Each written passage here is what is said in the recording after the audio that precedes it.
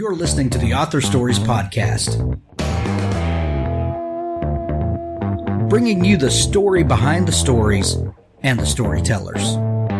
Margaret White, Terry Brooks, Sheena Kamal, Matthew Quick, J.T. Ellison, Walt D. Williams, Brad Thor, Corey, Dr. O, Brandon Sanders, Robin Mom, Ernest Klein, Jim Butcher, Sherwin Harris.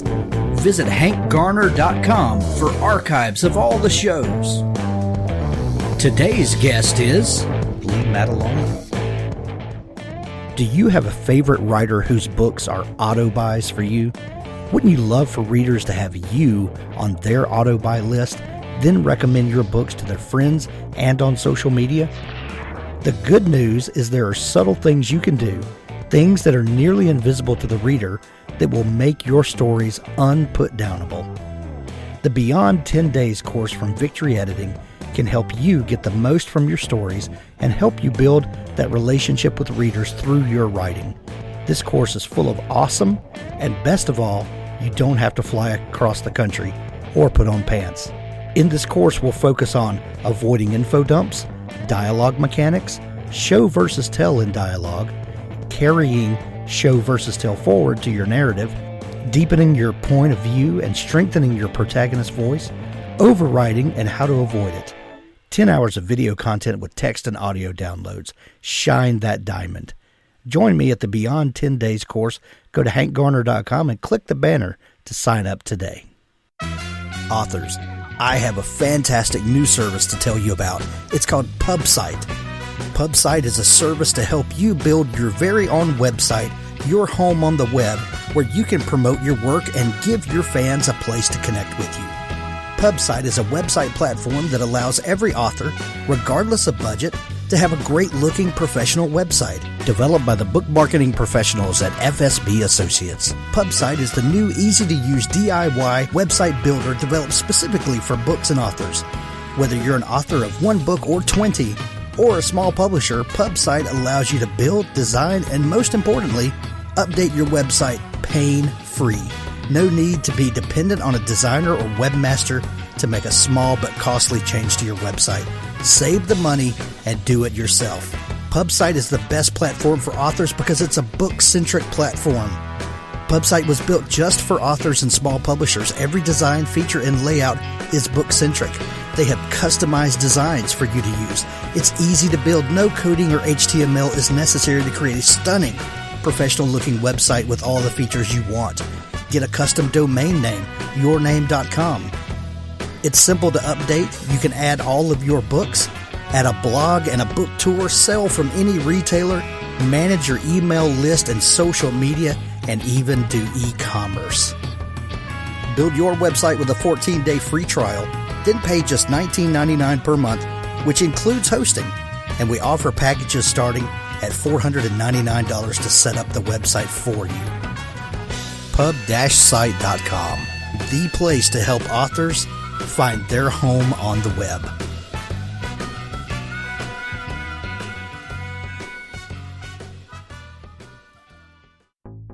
The Feisty Heroine romance collection of short stories. Over 30 plus pulse racing shorts to capture your heart with USA Today, The Wall Street Journal, New York Times, and award-winning authors in the mix. Paranormal, contemporary, fantasy, and historical romance that will whet your appetite with titillating, heart-pounding tales you'll want to read again, then beg for more. Fall in love with your next book crush. Pre-order this amazing collection of shorts, over 30 pulse-pounding stories for only 99 cents. Proceed with caution. Buying this collection may lead to addictive reading, falling in love with your next book crush, and staying up past your bedtime to see what happens next. Get your limited edition copy of Feisty Heroines. Look for the link in the show notes of this episode. Well, thanks for joining me again for the Author Stories Podcast, where I bring you the story behind the stories and the storytellers. Today, I'm super excited to have Michael Ledwidge on the show with me. He has a phenomenal new book. It's called Stop at Nothing, and this is a page-turning thriller that is guaranteed to get your spring reading fired up and ready to go. Thanks for joining me today, Michael. Thank you, Hank. It's great to talk to you. Well, thanks. We begin each show with the same question, and that question is, what is your first memory of wanting to be a writer or storyteller? My first memory. It's funny. The first book I wrote came out in 1999. But the first experience of writing that was very exciting for me. It's very funny. It actually it happened when I was dating my girlfriend who subsequently became my wife.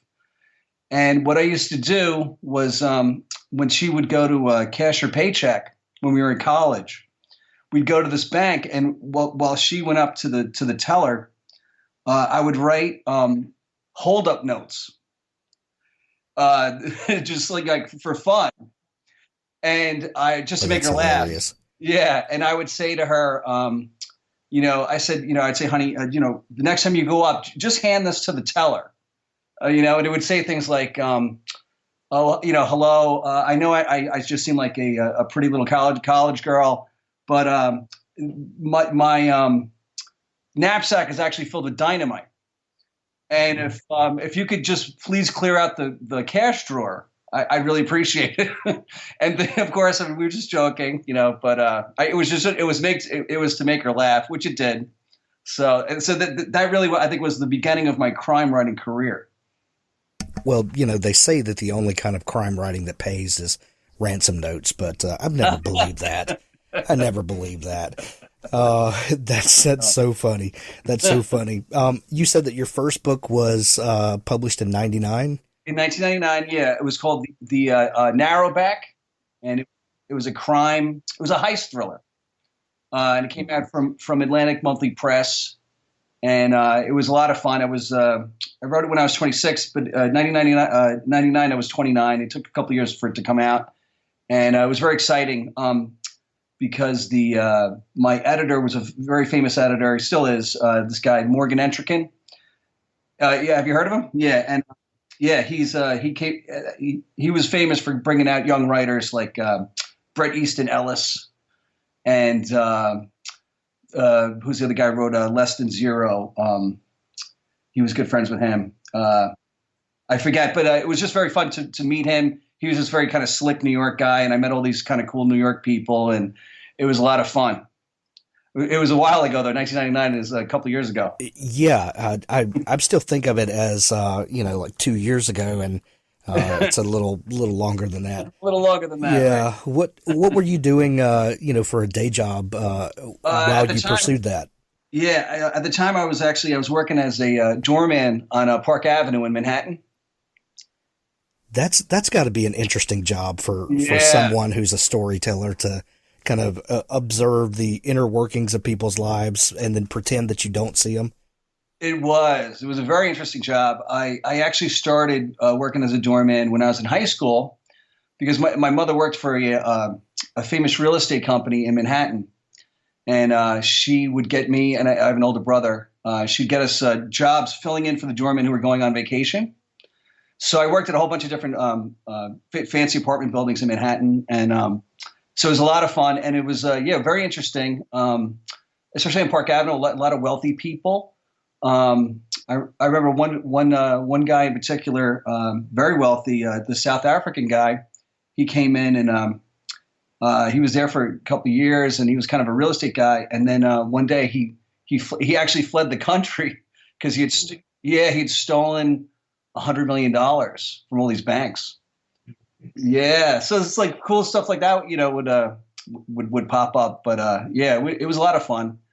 But yeah, so that was right. Let's see.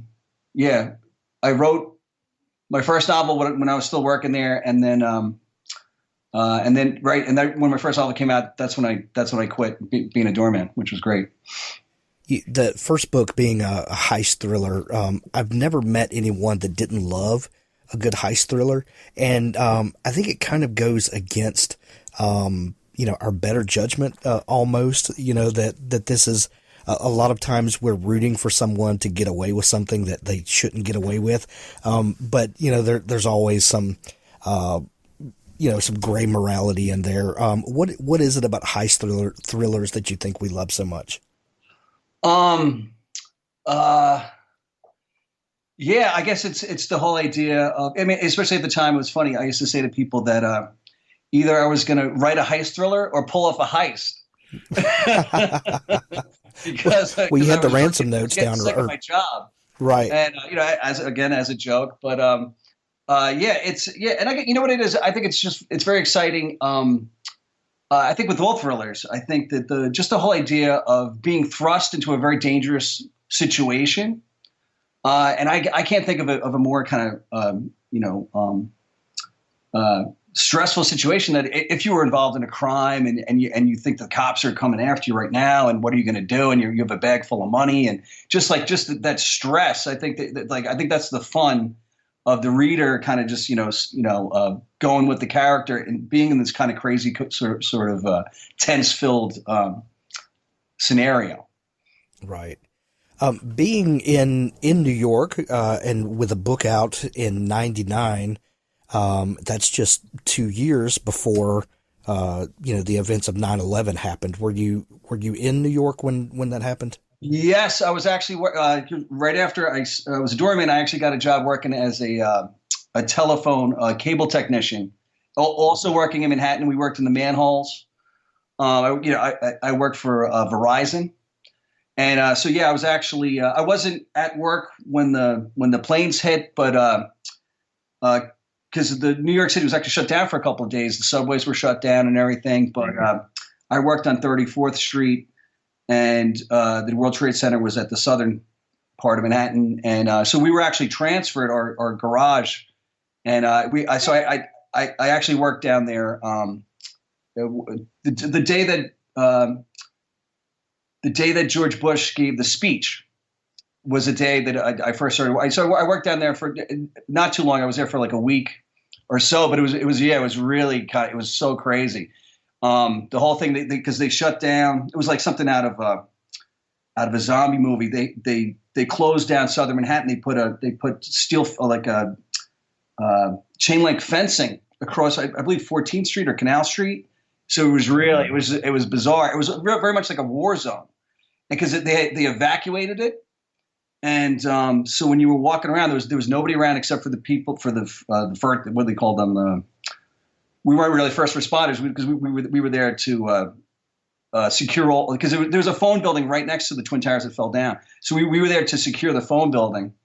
So we were utility workers or whatever. But yeah, there's the police and the fire department. It was really sad. It was especially with the firemen. They were very devastated looking because a lot of people were taking pictures and stuff like that, and you didn't see too many of the firemen taking pictures because they were just working in the rubble. It was very, very stressful, but very bizarre and exciting, but again sad. Right. Well, you have a really unique outlook and position because you were a writer who was writing thrillers before 9/11. And after 9/11, how do you see your creative process changing from before and after? And do you feel like that the market for thrillers changed after 9/11?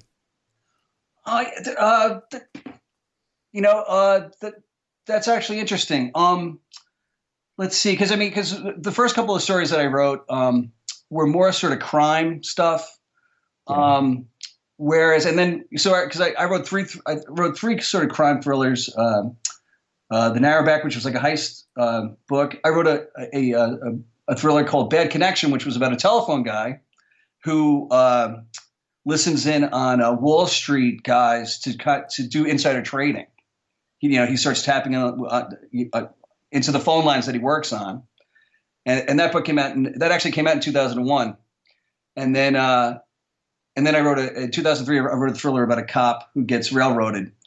But yeah. So afterwards, and then it was funny because then I started in 2003. Toward the end of 2003, I started working with James Patterson. Never heard of him. Right. Yeah. Exactly. Right. So in the end of 2003, I started working with him. So that was more of a collaborative sort of process.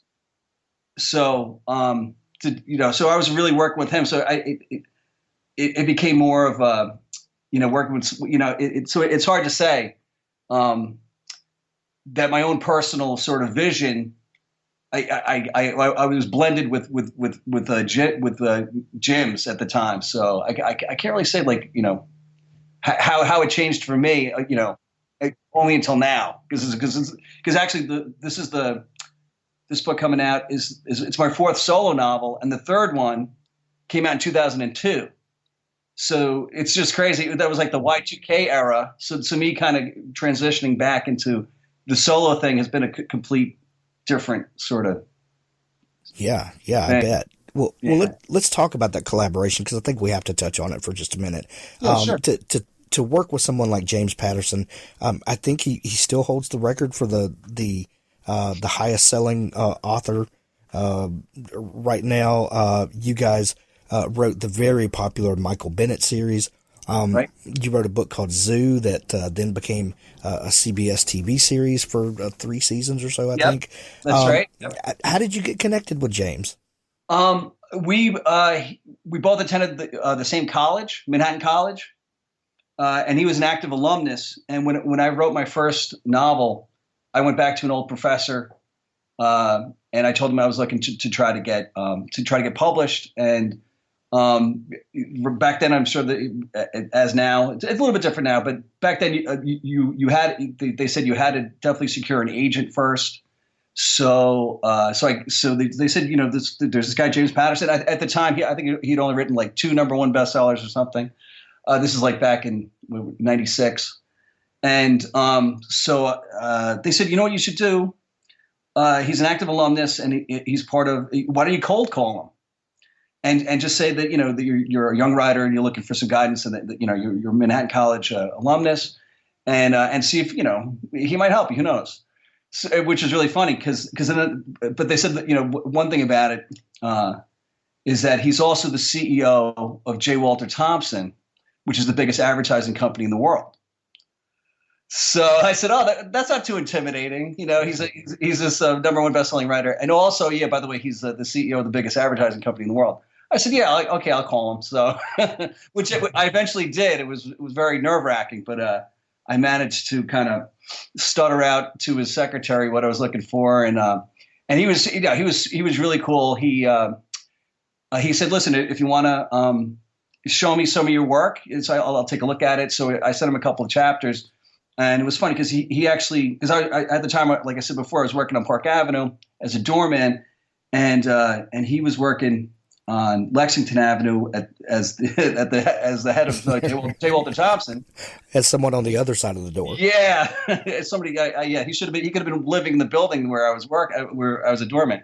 But so I dropped off the pages before I went to work, and it was really funny because then afterwards I came home. And I just walked in the door, and my wife was there, and I lived in a apartment in the Bronx, and I think I had two kids at the time, and so I said to my wife, I said, because the phone rings as I walked in, so I said, oh honey, that's James Patterson calling, just joking around, and I lifted up the phone, and this very famous voice you see on the commercial says, hello, is Mike there? So it was really cool. I was really exciting. And then he helped me to get an agent, and then his agent became my agent. Ah, yeah. So it was really cool. And the rest is history. The rest, yep. What is because you'd published a couple of novels before working with him, and then and you're doing this new book that you have as a solo, Stop at Nothing. Right. What was that collaborative process like for you, as someone who had created on his own and had, established an author voice and kind of a way of doing things? Was it a shock to bring someone else into the creative process? Well, it was, again, I took it as a learning process. I kind of did things my own way, but again, the stuff that I wrote, like I said before, was kind of like a darker sort of crime fiction stuff, sort of a Quentin Tarantino-esque sort of a darker sort of vision thing. But then with him, it was more of more PG-13, more of a kind of family friendly, more of a broader audience, popular audience sort of thing. And so it's for me. I really felt it was a kind of a learning process, and I wanted to learn. You know, I wanted to see, to kind of broaden my vision, broaden my skills, and everything else. So it's for me sitting down and just treating it like just like you treat a job or anything like that. Like, okay, how can I learn this kind of different part of what to do? You know what I mean? Yeah. James Patterson has a fantastic masterclass video series on the art of writing, and and if you watch that, he's very much an outliner, and he's got several sessions that he drives this point home. Is that your natural writing state, or are you more of a discovery writer? You know what? It's funny. When I first started out, I wrote completely. Like, I wrote the first sentence, and then I thought about the second sentence, and I wrote the second sentence. I did not outline at all. I totally started out just discovery writer, I guess, right? But now what I do is I have a different sort of technique that I use. Is it outlining? Sort of. But I definitely, he definitely kind of brought me into the whole idea of outlining and everything like that. And I guess with the outlining, it's more when I do research, I really use a kind of outlining process. But then when I sit down to kind of, there's a great writer, I forget his name, but he wrote like nonfiction. I think a lot of geology books. I forget the guy's name. He wrote for like the New Yorker, I believe. But one of the greatest things the way he put it was that, first you go out and get the groceries, and then you kind of make the meal. You know what I mean? So like research is like going out. You say, I think that just is a great analogy for what I kind of do now. Is where I have a kind of a research process where I kind of go out and get all the stuff that I kind of need, and then I'll kind of use more of a creative process in kind of cooking the meal. You know what I mean? Right. Gotcha. So the new book that you've got out, Stop at Nothing, is an absolutely fantastic kind of thriller adventure Thank you. read. What brought you around to this story, and kind of what's the kernel that got this thing growing inside you? Yeah, it's funny. When a long time ago, I had this idea of more of a kind of noir story about a pilot of a private jet. I thought it'd be really cool to have a story about a guy who like maybe works for a very rich person or something like that, and he's sort of like a chauffeur, but he's a pilot. And so I always had this in the back of my head, this idea of this pilot, but just like some ideas that they just kind of go in a drawer, because I thought like maybe the guy could get involved in something crazy or whatever, and then so when I kind of sat down to say, okay, I want to write something solo again. What am I going to do? For whatever reason, that story kind of popped up. It popped into the back of my head, and I said, imagine so whatever it was, and then I imagined this sort of thing about a plane, and it started from that there's a plane crash, and what could be on the plane that would be the kind of impetus for an adventure. So it came out of that. So it came out of this kind of old idea. Kind of looked at it in a different way, and then it stemmed from that. Well, I'm going to be honest with you. When I got the book in the mail, looking at the cover, it reminded me of a Clive Cussler book. It was like, oh, this looks like it could be a dirt pit, adventure. Right. And I just kind of chuckled to myself. Oh, this is probably going to be good. And then I sat down and started reading it, and I just fell headfirst into the story. And I think that's probably the last, I thought about dirt pit. Okay. but what's really funny is the main character, of Gannon, Right. just is really kind of an everyday guy, Michael Gannon. He's a dive instructor, so he has, skills. that are, very particular to, serve what he does on a daily basis, but he's not a superhero by any means. Tell me about where Michael Gannon came from, and you're thinking about this plane crash and what could be the impetus to kick off this adventure. How does Michael come into it? And again, it's funny because it starts out with the plane crash, right? And then for whatever reason, I thought a little bit of the story, No Country for Old Men, right?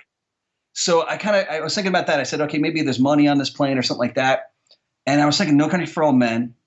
And then it really, the whole idea of Michael Gannon and who he is and who he becomes in the story and everything else. I don't want to give away anything, but it really stemmed from the fact that there's a plane crashes in the water, and he needs to have a particular kind of set of skills in order to get the story moving. And so so I didn't really kind of know who he exactly was in the very beginning. But once I wrote the whole beginning of it where the plane crashes and he goes and he explores the crash site and everything else, all of his skills and everything else kind of come from the fact that he's delving more and more into this kind of mystery, and then so that was the first part of it, and I didn't really know what's going to happen next, but so yeah, which is funny because then but all the things that he kind of becomes in the story are really kind of cool. But actually, because like I said in the beginning, it's all about the plane crash. It starts with the certain situation. I don't even know who the character is, but after I'd written 5 or 6 chapters of it and I really kind of polished it up and I read it, I said, no, this is pretty cool. I said, I really like this. I'm going to keep on going with this one.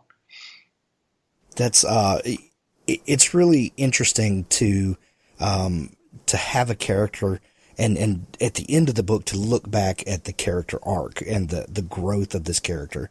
And in the beginning, like when you're imagining this character and imagining the adventure he's going to go on, how important is it to you to give him tools along the way, but not to make him so powerful that he becomes a Jack Reacher or one of these characters that we look forward to their adventures, but we know in the back of our mind nothing's really going to happen to him right. Because we know there's going to be another Reacher book next year.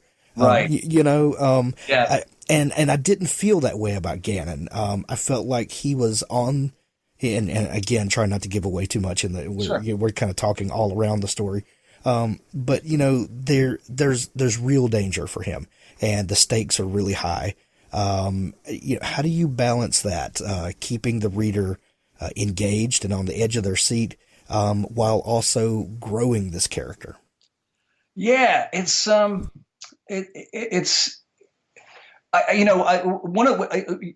back to talking with Pat about all the stuff I did with Patterson. One of the really basic things that he really emphasized, and that I really learned a lot from, is writing. Is writing the scene. Like each chapter is a scene, and you really have to pull the reader into the specific situation that the person is in, and really kind of get to that emotional, whatever is going on, to make the reader feel it. And so that element of it is really kind of is the challenge, is to get into every single scene and get down into that one little kernel of emotional reality or whatever it is so that really helped me definitely in this book to really kind of to make it as gripping and as kind of emotionally terrifying or whatever in each moment where because I definitely wanted to kind of make it real, as realistic as possible, because you don't want to make it too realistic, because too much realism is actually boring. So, so I wanted to bring it right up to that edge of making, what if, where you can, somebody has a gun to your head, you know what I mean? Like, this is terrifying. And you're sweating and everything like that. And so just to kind of, because those are the stories that I've always loved to read, so I want to kind of, bring that in there, but also, but again, keep the story moving. You know, there's a balance you have to kind of. Well, and one thing, that I always love about a character is knowing that they have a past that they may or may not be trying to escape from. And we all have things in our past that we would be glad if it just, kind of disappeared into the ether of time. Sure. Everybody, that's something everyone can relate to, and then, there's scales of magnitude on, how bad we want those things to disappear or not.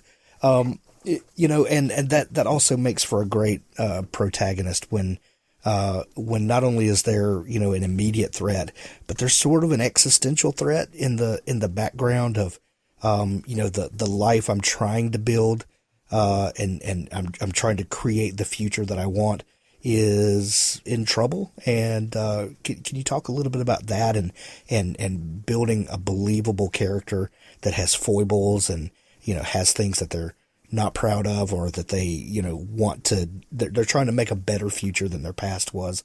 And as writers, you can't just let people be happy. Right, exactly. It has to be horrible, right? Exactly. Right. So, you know what? I think one of the things is that so much of why readers love to read great stories and stuff is the mystery of it, is not knowing who the person is and slowly learning who they are throughout. So this kind of revealing bit by bit who the person is, and knowing that there's like that mystery of the person. Who are they? And you just to let a little bit go, to give a little breadcrumbs at a time, I think really helps, because the reader wants to know, okay, who is this guy? What's his story? But you don't tell him. You slowly wait, and so that you build up that suspense, you build up that anticipation of trying to find out who the person is. So, and again, so much of, especially with thrillers, to my mind, it has so much to do with uncertainty, because we all of us, we share. No one knows what's going to happen tomorrow. We all hope it's going to be good, but we don't know. We fear that it's going to something bad might happen, and this is just the reality of everybody. And that's the kind of that's the emotional kind of trigger you're trying to get people to go along to watch this person trying to find something out, and as they find stuff out, like it's soothing for the reader too. He found out something more. Okay, he knows more about this sort of situation. So there's these emotional satisfactions that as you go through the story, that as a writer, this is what you want to kind of. It's like a roller coaster builder. You want to kind of get in there, and you want to have the slow parts where the roller coaster is slowly going up to the top of the first drop and everything. So, this is what, just with Gannon, I wanted to really take my time, have people really anticipating, trying to figure out who he is. And so it was fun. I thought it came out pretty good. Is this the only book for Gannon, or is this the setup to a series? It's a series. Gotcha.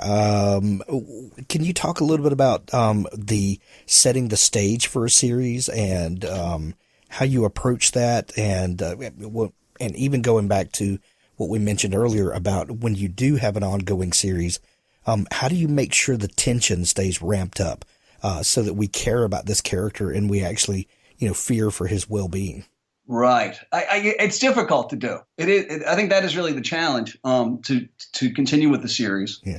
But when well done is masterful. Right. Exactly. That's the challenge, right? Because people are kind of get it in the back of their head. Okay, this is a series. I kind of think that this character he'll probably make it through. If there's going to be if it's a second book, if he's going to write a third one, he might. These guys. So the whole idea that the main character might meet his end is kind of not there. But I think the skill is to it doesn't matter.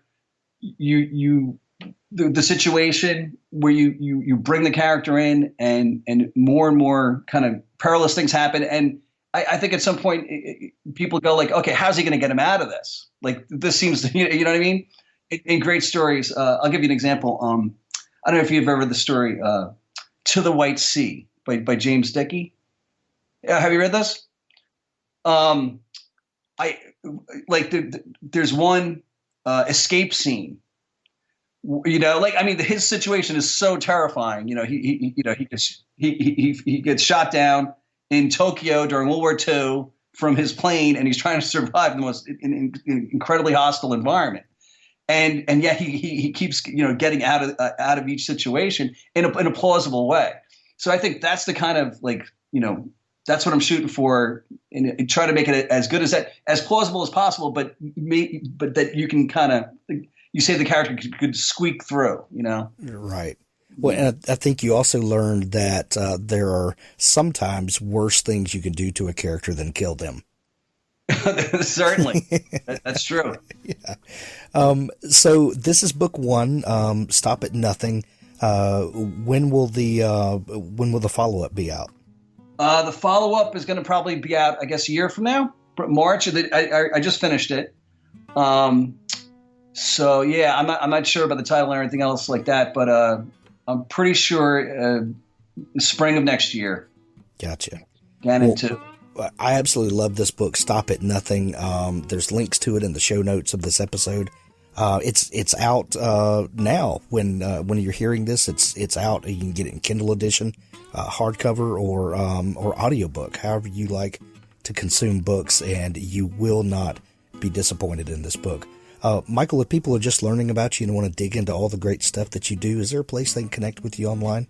Yeah, you can go to Twitter. It's at space Mike Ledwidge. And that's it for now. Gotcha. Because it's funny with like I said before, last book I did was in 2002. I had to ramp 18 years of technology. I had to ramp up to try to get ready for this debut for this book. So it's 20 years. I haven't done this for 20 years. So. Well, we'll definitely link your Twitter and your Amazon page on there where people can find your whole back catalog and dig into that. Michael, thank you so much for taking time to come on the show today. Thank you, Hank. Appreciate it. Stay tuned now for an audiobook excerpt from Richard Fox's The Ember War. The near future.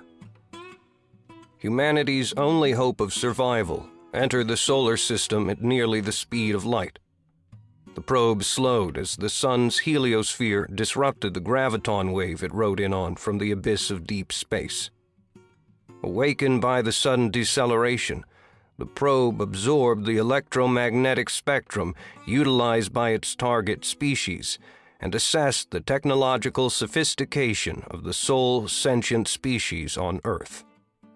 The probe adjusted its course to take it into the system's primary. If the humans couldn't survive, with its help, what was to come, then the probe would annihilate itself. There would be no trace of it for the enemy, and no chance of humanity's existence beyond the time it had until the enemy arrived. The probe analyzed filed patents, military expenditures, birth rates, mathematical advancement, and space exploration. The first assessment fell within the margin of error of survival and extinction for humanity. The probe's programming allowed for limited, autonomous decision-making, choice being a rare luxury for the probe's class of artificial intelligence. The probe found itself in a position to choose between ending its mission in the sun's fire and a mathematically improbable defense of humanity, and the potential compromise of its much larger mission. Given the rare opportunity to make its own decision, the probe opted to dither. In the week it took to pass into Jupiter's orbit, the probe took in more data. It scoured the internet for factors to add to the assessment, but the assessment remained the same. Unlikely, but possible. By the time it shot past Mars, the probe still hadn't made a decision. As the time to adjust course for Earth or continue into the Sun approached, the probe conducted a final scan of cloud storage servers for any new information, and found something interesting. While the new information made only a negligible impact on the assessment, the probe adjusted course to Earth. It hadn't traveled all this way for nothing. In the desert south of Phoenix, Arizona, it landed with no more fanfare than a slight thump and a few startled cows. Then it broke into the local cell network and made a call. Mark Ibarra awoke to his phone ringing at max volume, playing a pop ditty that he hated with vehemence. He rolled off the mattress that lay on the floor and crawled on his hands and knees to where his cell was recharging. His roommate, who paid the majority of their rent and got to sleep on an actual bed, grumbled and let off a slew of slurred insults. Mark reached his cell and slapped at it until the offending music ended. He blinked sleep from his eyes and tried to focus on the caller's name on the screen. The only people who'd call at this ungodly hour were his family in Basque country, or maybe Jessica in his applied robotics course wanted a late-night study break. The name on the screen was Answer Me. He closed an eye and reread the name. It was way too early, or too late, depending on one's point of view, for this nonsense. He turned the ringer off and went back to bed. Sleep was about to claim him when the phone rang again, just as loudly as last time, but now with a disco anthem. "Seriously?" his roommate slurred. Mark declined the call and powered the phone off. He flopped back on his bed and curled into his blanket. To hell with my first class, he thought. Arizona State University had a lax attendance policy, one which he'd abused for nights like this. The cell erupted with big band music. Mark took his head out from beneath the covers and looked at his phone like it was a thing possessed. The phone vibrated so hard that it practically danced a jig on the floor, and the screen flashed Answer Me over and over again as music blared. "Dude," said his roommate, now sitting up in his bed. Mark swiped the phone off the charging cord, and the music stopped. The caller's name undulated with a rainbow of colors, and an arrow appeared on the screen, pointing to the button he had to press to answer the call. When did I get this app? He thought. Mark sighed and left the bedroom, meandering into the hallway bathroom with the grace of a zombie. The battered mattress he slept on played hell with his back and left him stiff every morning. Dropping his boxers, he took a seat on the toilet and answered the call, determined to return this caller's civility with some interesting background noise. "What?" he murmured. "Mark Ibarra. I need to see you." The voice was mechanical, asexual in its monotone. "Do you have any friggin' idea what time it is? Wait, who the hell is this?" "You must come to me immediately. We must discuss the mathematical proof you have stored in document title This Can't Be Right, .doc. Mark shot to his feet. The boxers around his ankles tripped him up, and he stumbled out of the bathroom and fell against the wall. His elbow punched a hole in the drywall, and the cell clattered to the floor. He scooped the phone back up and struggled to breathe as a sudden asthma attack came over him. How? He couldn't finish his question until he found his inhaler in the kitchen, mere steps away in the tiny apartment. He took a deep breath from the inhaler and felt the tightness leave his lungs. That someone knew of his proof was impossible.